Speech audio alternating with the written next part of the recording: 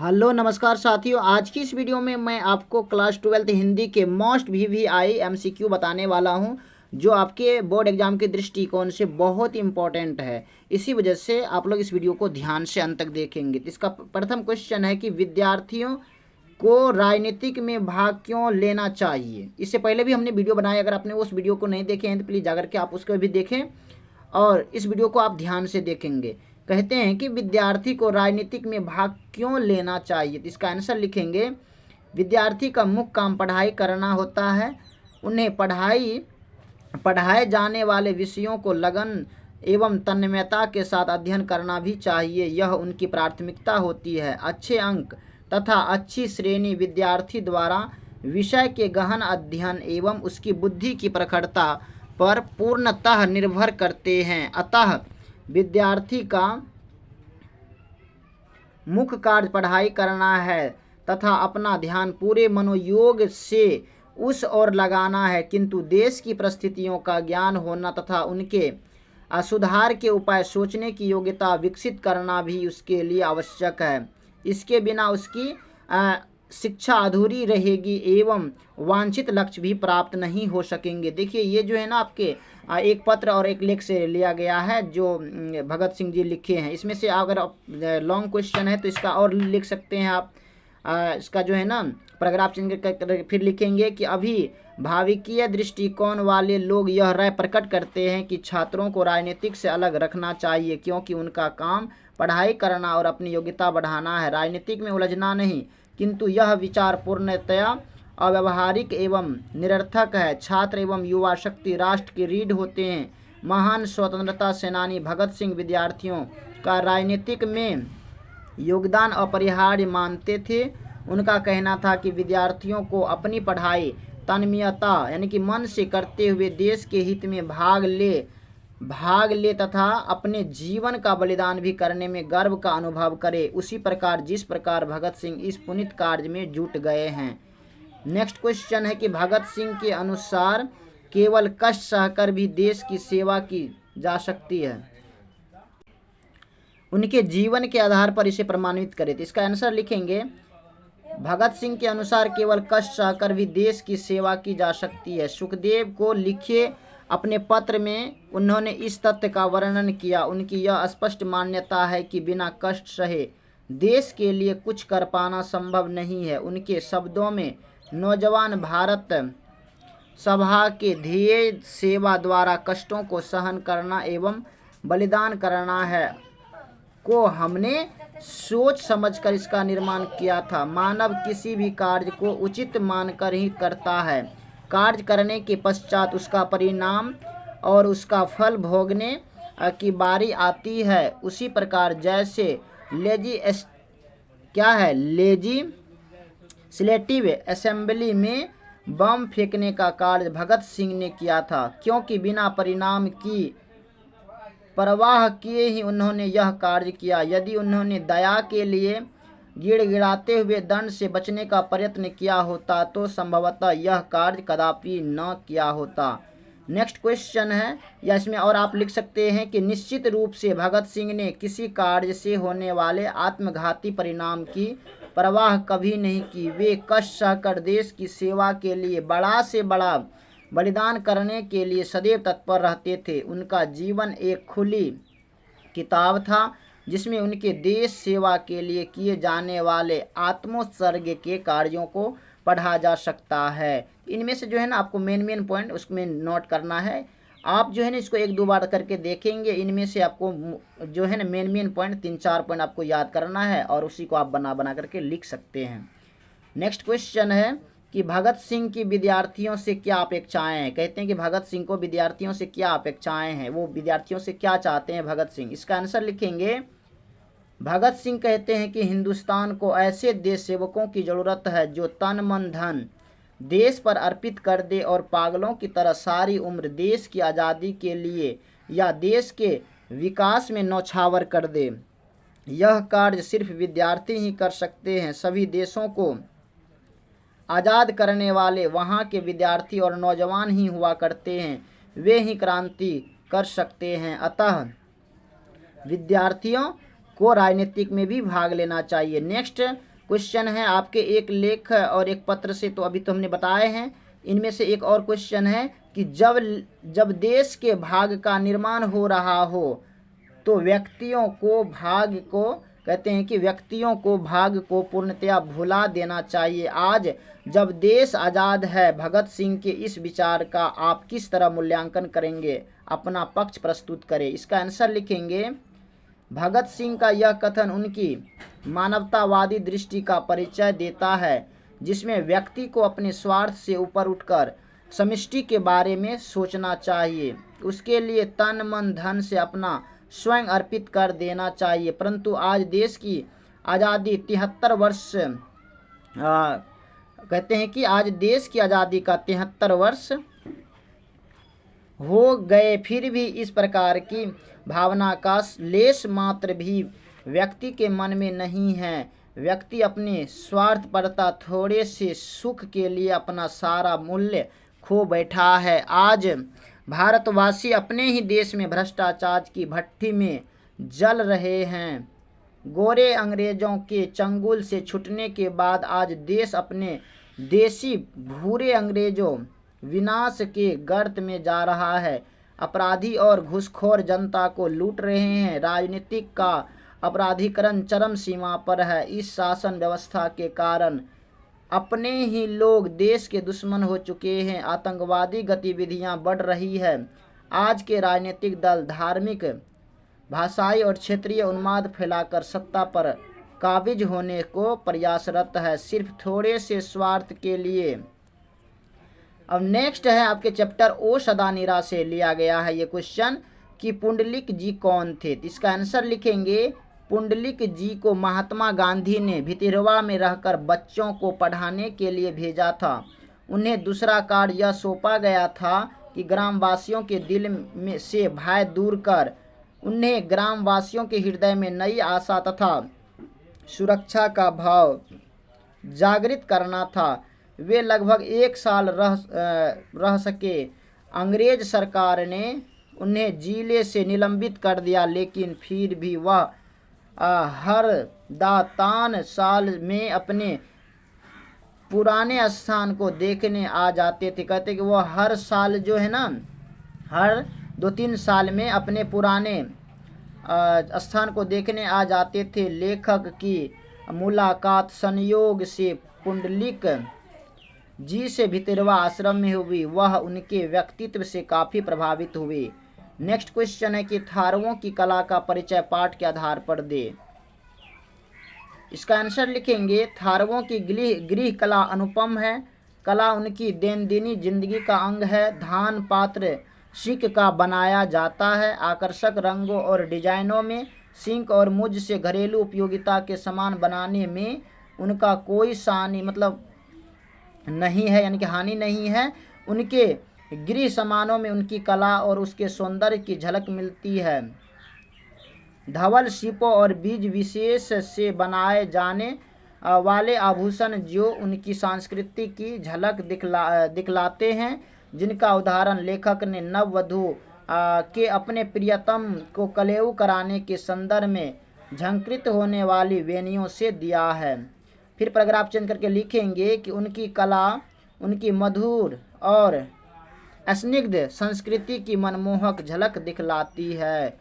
Next question है, अंग्रेज नीलहे किसानों पर क्या अत्याचार करते थे? देखिए, अगर इसको अगर आप अच्छे से देखेंगे ना, तो ये आपके शॉर्ट और लॉन्ग दोनों क्वेश्चन में आ जाएंगे। और मैं कहना चाहूँगा कि अगर अभी तक आपने हमारे YouTube चैनल को सब्सक्राइब नहीं किए हैं तो प्लीज़ सब्सक्राइब कर देंगे, लाइक करेंगे और अपने दोस्तों को भी शेयर करेंगे। इसका आंसर लिखेंगे कि अंग्रेज नीलहे किसानों पर बहुत अत्याचार किया करते थे। किसानों से ज़बरदस्ती नील की खेती कराई जाती थी। हर 20 कट्ठा ज़मीन में 3 कट्ठा नील की खेती करना हर किसान के लिए लाजमी था, जिसे 3 कट्ठिया प्रणाली कही जाती थी। नील की खेती जिस भूमि में की जाती थी उसकी उर्वरा शक्ति लगभग समाप्त हो जाती थी और भूमि बंजर हो जाती थी।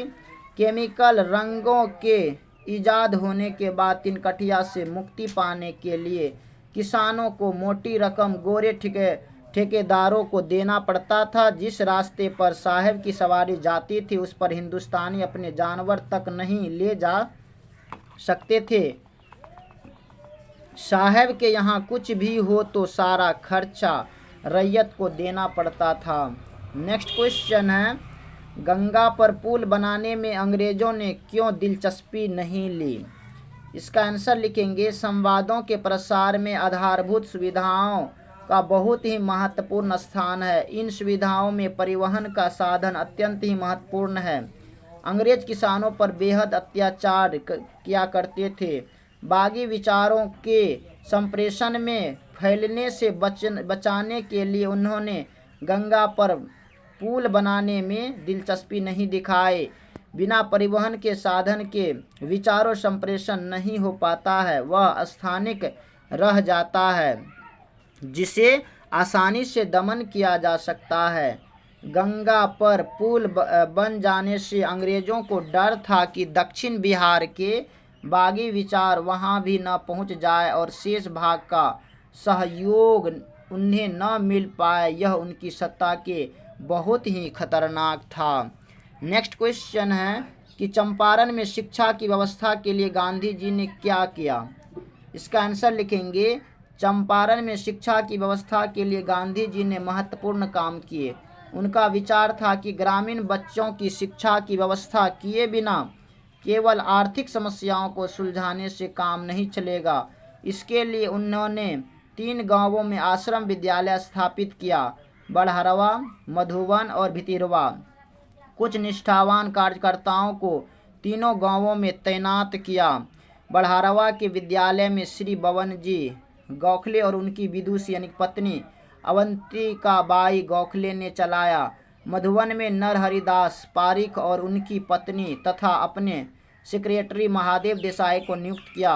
भितिरवा में वयोवृद्ध डॉक्टर देव और सोपान जी ने चलाया। बाद में पुंडलिक जी गए। स्वयं कस्तूरबा भितिरवा आश्रम में रही और इन कर्मठ और विद्वान स्वयं सेवकों की देखभाल की।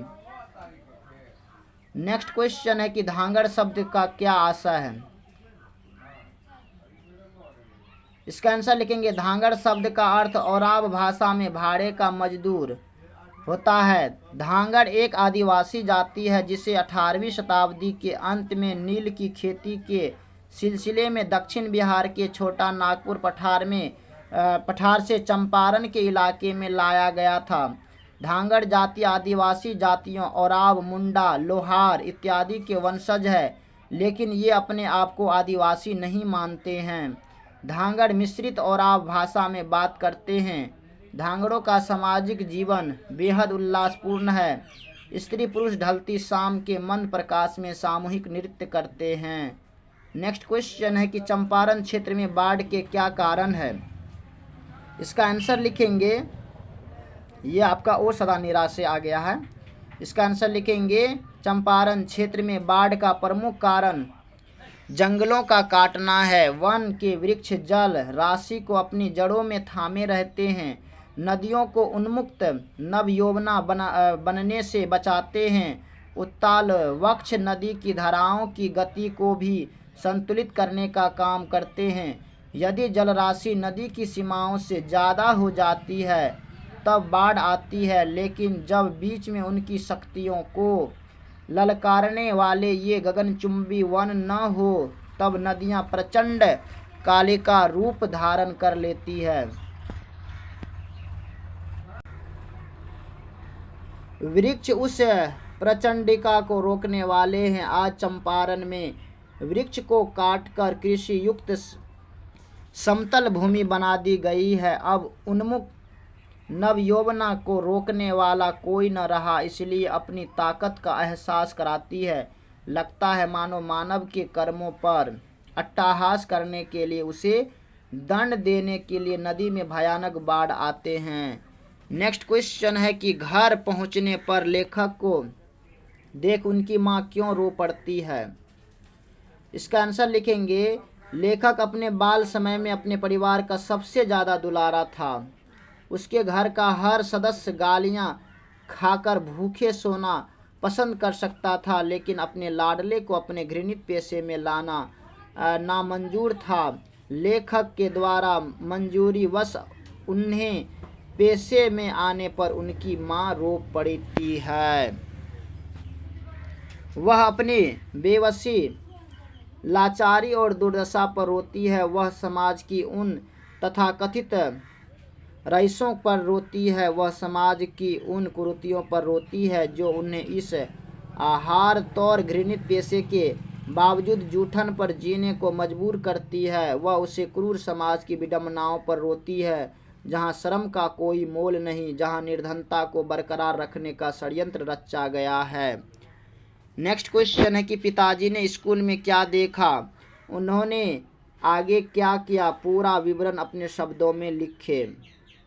ये जो है ना, ये जूठन से लिया गया है ये सारे क्वेश्चन।